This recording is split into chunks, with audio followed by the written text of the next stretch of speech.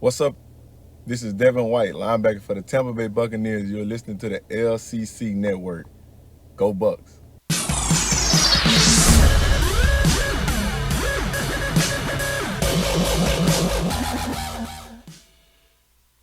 Hey everyone, welcome to the Commissioner's Clubhouse and the LCC Network for week 5 of our fantasy offseason. We have got a great Super Bowl special for you guys. It's the earliest in the evening that Jordan and I have ever recorded an episode, so this is great. I feel like I have more energy right now. Maybe it's just that, the steroids and whatnot. No, I'm just kidding. But, Jordan, how are you doing? Happy I'm good, man. Groundhog Day. Happy Groundhog Day. We I heard that little bastard decided it was going to be winter a little longer, so Thank God. stay bundled up. Stay bundled up. Dude, I swear, I read something today, and this is probably fake news, but apparently, like one year, like I don't know if it was, I guess the governor of New York or someone like accidentally dropped him one time and he died. The groundhog. Like, I shouldn't laugh, but if that is true, it's just like, what the hell? Like, Yeah, that's can it's kind you of imagine? funny. So no winner. So no. Oh my god. Speaking of Groundhog Day, we have a very short segment, a fantasy Groundhog Day segment. We'll talk more about that in a minute. And then we're also going to kind of talk about a little bit about the Super Bowl, but probably not in the same sense that you're all thinking we are, if that makes sense. But basically, what we're going to do is we're going to list off our top fantasy scores for each team and then discuss who is most likely to regress and improve for the next season. Um, so we'll do that a little bit later on in the episode. But yeah, it shouldn't be super long. It should be relatively straightforward. Jordan, are you ready to get this thing going? Yeah, that should be fun. Kind of like tying it into fantasy relevance, Oh, but yeah, and it we should got be our fun. news. I forgot about it. We got to do our fantasy and NFL news from around the league, which you're doing for us. All right, well, I guess the league news, we are waiting on a few more votes on the rule changes, and then we'll get those results out to you folks. But NFL news, the big news of the week was the first trade of a franchise quarterback, of hopefully at least one more. But Matthew Stafford has been traded from his longtime Detroit Lions to the Los Angeles Rams, and the Rams, Ooh. yeah, gave up first round picks for 2022 and 2023, which is not this season because they already do not have their first round pick for this season. And they also gave up a third round pick for this year. But yeah, big time acquisition by the Rams. Obviously, trying to go all in for a Super Bowl.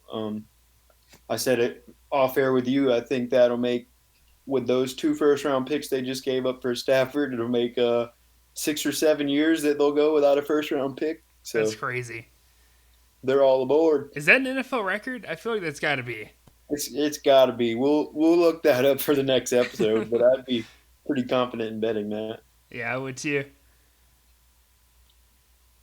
Any other news? That's about all I got on my side. Am I forgetting anything obvious? Uh, no, that's pretty much all I've got too. That's what I figured. Uh, So I just want to make yeah, sure you were gonna throw any surprises my way. Uh, yeah. I don't have any surprises this week. Wish I had a little Deshaun Watson nugget for you or something. God, But that'd be amazing. Um, rumor is though that his favorite NFL uniform. Get this, the Cleveland Browns. No, I'm just kidding. I made that up. I made that up. But no, let's go ahead and move it on to our NFL, or not our NFL, sorry, our Groundhog Day Fantasy Edition segment. Here we go.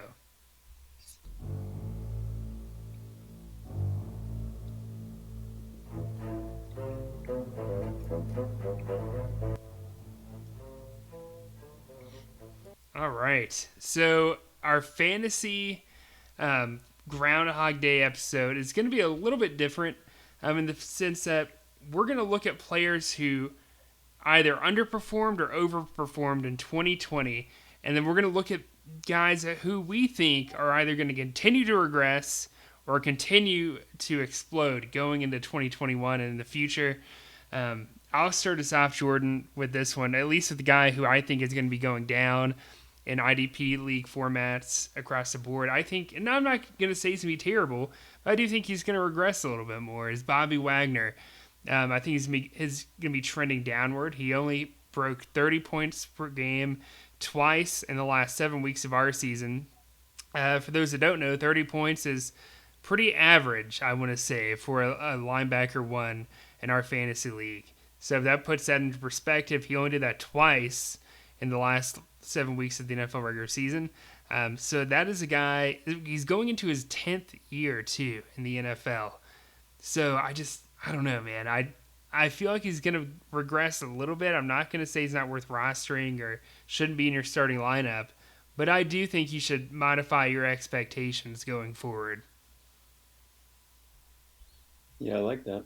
I like your analysis. But thanks. Mine aren't going to be as broken down as yours. How But dare you? you did your underperformer and over, or just your under so Just far? my under. Just my under. Okay, so my under is gonna. We've seen it the last couple years. I'm gonna say Todd Gurley is going down the drain and will not be returning, and I That's feel pretty like safe. his numbers are just gonna keep having a downward spiral. Um, he's just always nicked up, and seems like there's backs behind him. So I would say next year, steer clear of Mr. Gurley. No, I agree. I don't even think you need stats to back that up. Yeah, That just seems pretty straightforward. I don't see it either. Um, all right, so my guy who I think is going to be trending upwards going into 2021 for Groundhog Day is Antoine Winfield, who was a rookie this season, averaged 30.9 points per game as a rookie. In our league, that's solid as a defensive back. And again, he's a rookie. He was very up and down throughout the season. Like 1 week he'd get 70, 1 week he might get 15. But again, he's pretty young, and he still didn't get the same volume of snaps that I really thought he was going to get early on in the season. But he still ended up getting the majority of them, and I think his role is just going to continue to grow in that defense going forward in Tampa Bay. yeah, I could see that. And mine, um, we talked about my guy is more towards the top already, but I took it more as a what type of player do I see continually maintaining this success? Uh, and I'm going to roll with a safety as well, but I'm going with Mr. Buda Baker of the Arizona Cardinals. And Ooh, he finished 13th overall in scoring this year. Um, Averaged 40 points a game, missed a game, but I just feel like he's gonna be a guy that's gonna fall into that top 15 for the next 4 or 5 seasons, and maybe higher depending on like what happens. But I could see him slipping in the top 10 a few of those years. Big fan of Buda Baker. God, yeah. Buda Baker's a So stud. yeah, GameStop stock right there. For real. No, but Give Buda give a Baker shout is the out. guy, and I don't even consider him as like, I mean, he's still young, I feel like, but I just feel like he could just continue to grow, like you said. Yeah, that's what I didn't really want to say him because I feel like he's to be a young guy. I feel like he's already established in the league as a top guy. I just feel like not only will he stay there, I just feel like he can get even better. So, Yeah. and Um, he's got one of the coolest. Well, he's on the receiving end of one of the coolest highlights where DK hawked him down. God, that was crazy. Was that not? Yeah, so he's gonna try to run away from DK the rest of his career and get it done. Yeah. No, that was one of the craziest plays of the season. And all it was a guy chasing another guy down, but the gap between them was so far. It looked like DK was running after me on that field, but if it Oh yeah. was me, he would have got me like 50 yards further behind than he Yeah, got. Buddha's a fast guy. I loved Yeah, his reaction. He said, "I can't believe you caught me." I know. You didn't even see him coming. Like he's a freak, DK. And that's the guy. Honestly, I just feel like he's gonna continue to get better and better, Yeah, we'll see especially with those Russell two have Wilson. their NFC West battles over the years for sure. It's gonna be fun. All right, here we go. We got our Super Bowl fantasy edition kicking it off here. Jordan, what we're gonna do is we're gonna list off the top fantasy scores for each team, and then discuss who's most likely to regress and improve. So I guess like if you want, maybe we'll do the number one offensive guy and the number one defensive guy for each team. From each team. Okay. Uh, First up with Tampa Bay. I mean, this is pretty obvious. The number one offensive guy is Tom Brady, averaged 38.8 points per game. I think part of me wonders, should we pick another offensive player? Because if Tampa Bay wins, I could very well see Tom Brady retiring. I mean, do you agree with that statement? Um, I guess I could see it, but I don't think so. But that's interesting to think about. I, I don't know, man. I feel Yeah, I like at do. that point you proved your point. Really, like I you mean, can he win without honestly, the he's coach. already proven his point, but he's just a different type of animal. Like I don't think he's really trying to set any point or make any points at this stage. He's I don't know. He's just showing off. Let's go for a victory lap. He's really setting things to where they'll never be touched. Like not that they will already, but yeah, he's I don't know. He's just an old man having fun. Oh man, that's dangerous. That is dangerous for everyone Yeah. else. All right, we'll keep Tom Brady there then. I mean, he was a leading scorer. He averaged 38.8 points per game in our Just league. to entertain your retirement theory, I say we do one more for the Tampa offense, just in case that scenario happens. Okay. Okay. This is crazy to think. And for those that don't know, I have to say this now because we almost had 100 views from last week. We broke a record. I don't know where all these other views are coming from. This is awesome. If you're listening, you're not part of the league. I am just flabbergasted at how many people are interested. This is great. It Yeah, we definitely do have it some makes me LOs feel for it. good with all the work we put in getting prepped for this show every week for 22 other people, whereas blow that up to 100 now. It's just remarkable. So anyways, long story short, um, the other leading offensive guy in Tampa Bay, Mike Evans. In our league, receivers are pretty devalued compared to quarterbacks and running backs from an offensive standpoint. I'm trying to work towards balancing that a little bit more. Some people kind of want to keep the scoring as is. But anyways, Mike Evans averaged 23.3 points per game. He had a great season. I mean, it's just crazy. I feel like 2 years ago, like we were saying, Mike Evans, is he gonna kind of start to go downhill? I mean, when you looked at his stock to some degree, especially when Chris Godwin came onto the scene, but Godwin was hurt for so much of the season that Mike Evans just continued to rack up points because he was the guy. And of course, Antonio Brown did good. I mean, he averaged 20.9 points per game in the few weeks that he played. I shouldn't say few, like half the season that he played. But yeah, so Mike Evans is number two, Jordan. Who are you? Yeah. What do you think? Tom Brady, if he comes back, is he going to regress or is he going to progress?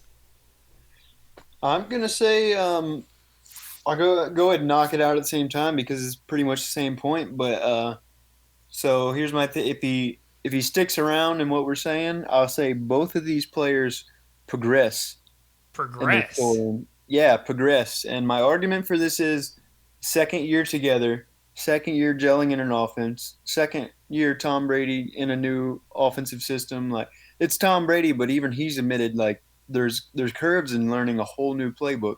So I just think everything factored in together, and hopefully a more normal, regulated off season without COVID. I'm not holding my breath on that, but if they were to have a whole camp, man, I would just feel like Tom would be even better, and in turn, Mike Evans even better. And Mike Evans is an established stud, and he's shown that for years. Literally, the only thing that can hold Mike Evans back is an injury. Like teammates, like having to share the ball hasn't seemed to hinder him. Subpar quarterback play usually doesn't hinder him. It's just can he stay on the field specifically with those hamstrings? But if he does, I see both of them progressing. It is pretty crazy to think that.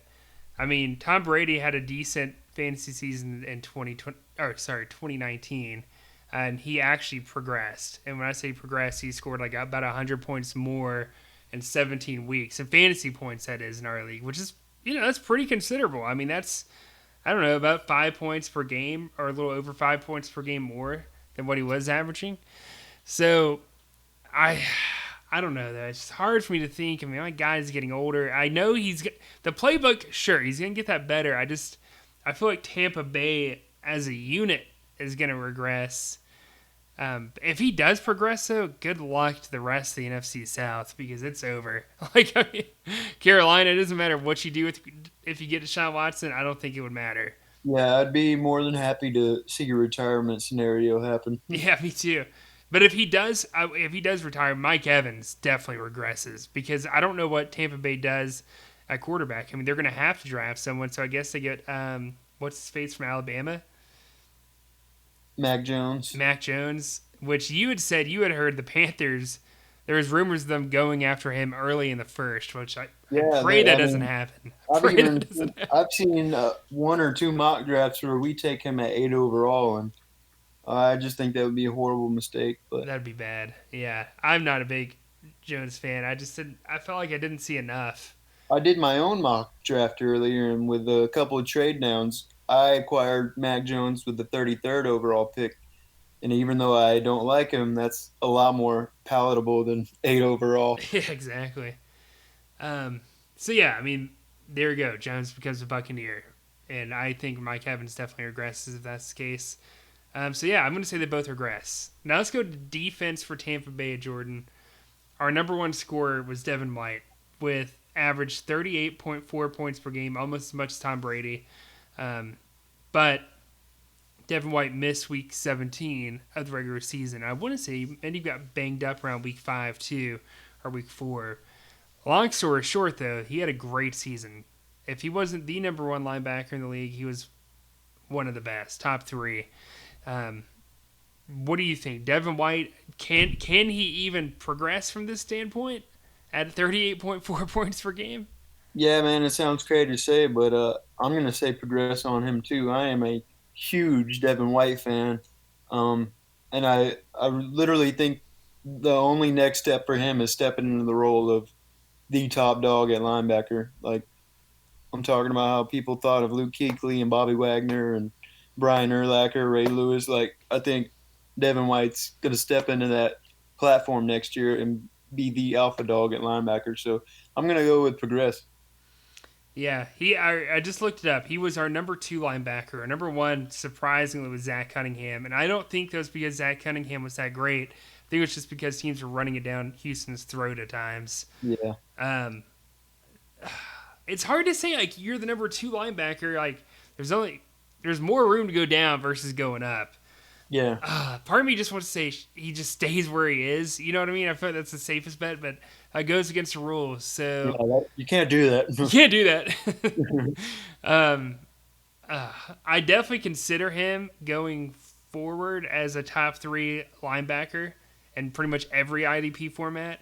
Just say next year he doesn't miss that one game. Yeah, fine. All right. I'll say progress. He moves to number 1 instead of number 2, but I feel like there is a lot more room to go down. He's a madman. He is a madman. He is. In 2 weeks in a row, I'll shout him out for the podcast intro. That's right. I mean, that's true. He is like our unofficial official sponsor.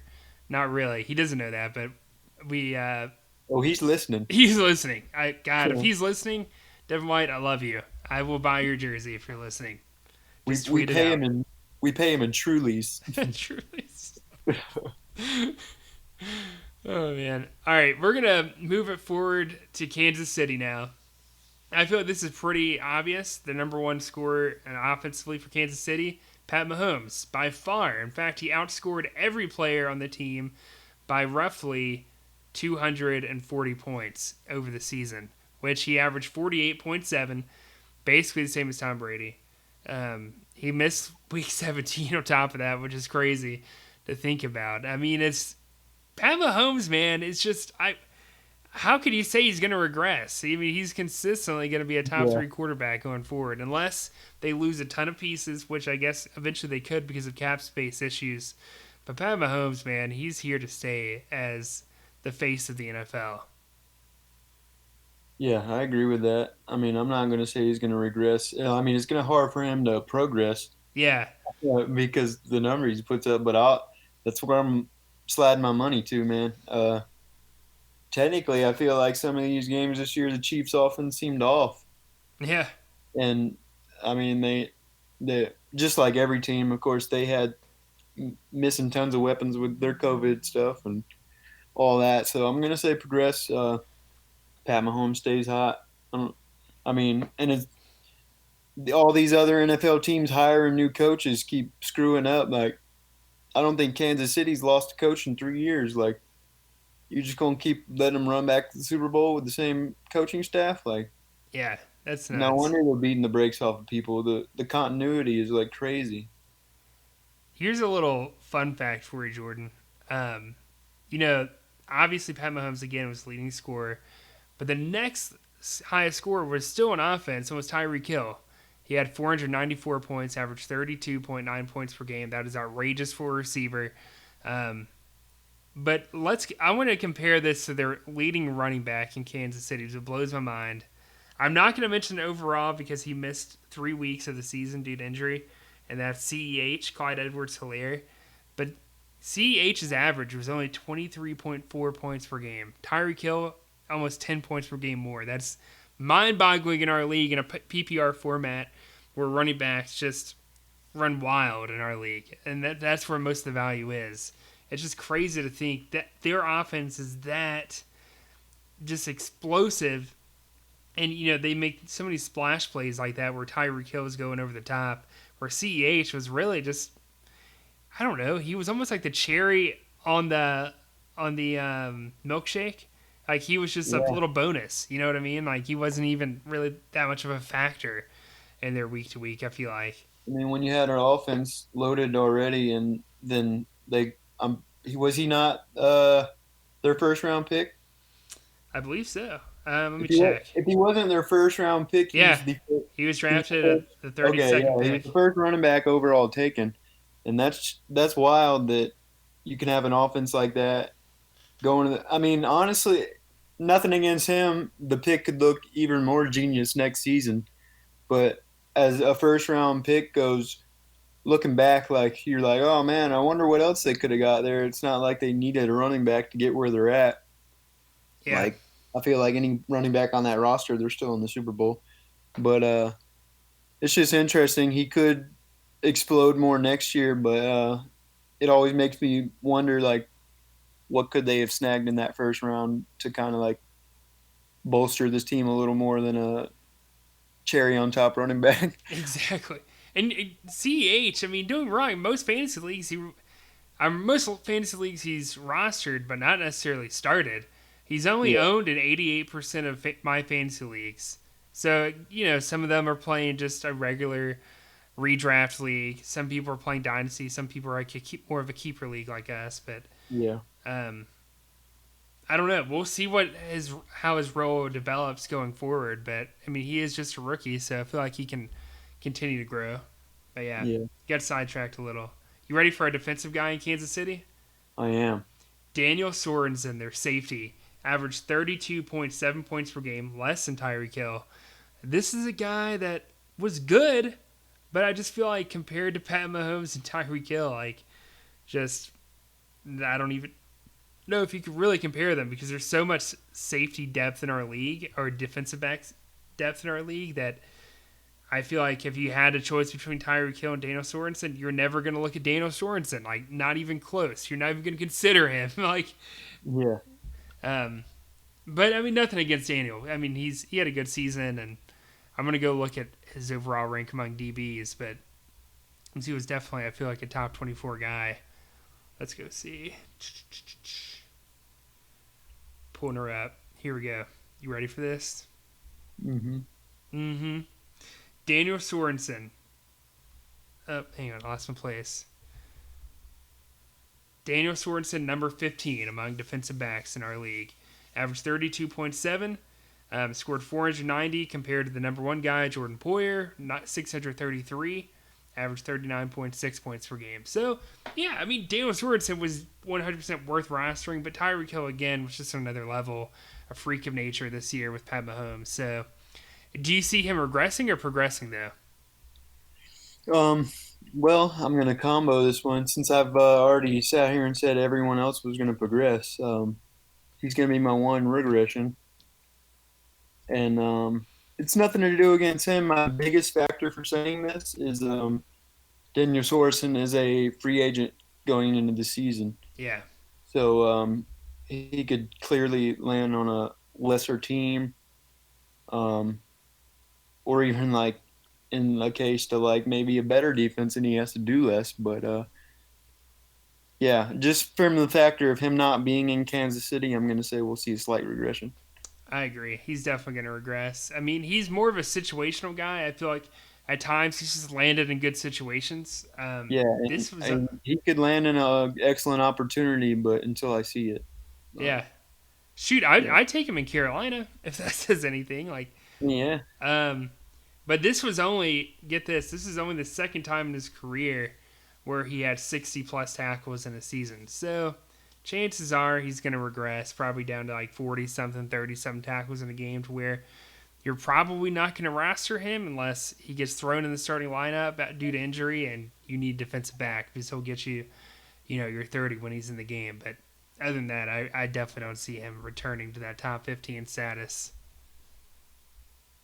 yeah. I agree. Well, Jordan, that's pretty much it. That's all we got. I guess we'll do this. Who are you taking in the Super Bowl? Um, you know what? I'm 100% go Chiefs, but I have this feeling that the Buccaneers will win. I mean, Hmm. it's hard betting against Tom Brady in a It is. championship, and then I just feel like over the last few weeks, like Tampa's defense has looked nice. Helps having Devin White back. I just talked about him, but I just feel like their team speed on defense, being able to somewhat slow down Pat Mahomes. He's missing his left tackle. Uh, I want to say I might have talked about this with either Steve or Cody, but it kind of reminds me of the undefeated Patriot Super Bowl. You're gonna have to get a pass rush, and I think JPP and the rest of that defensive, which interestingly enough, JPP was on that Giant team, but Yeah. yeah, I think he'll start it off, and that D line can get a little pressure with them being banged up, and then Tom Brady gets it done like Tom Brady always does. Yeah. I've said it all postseason. This is the most overrated playoff team. And so I feel like at this point, how can I keep saying that? They're in the Super Bowl at this point. And it's Tom Brady, like the greatest quarterback to play the game.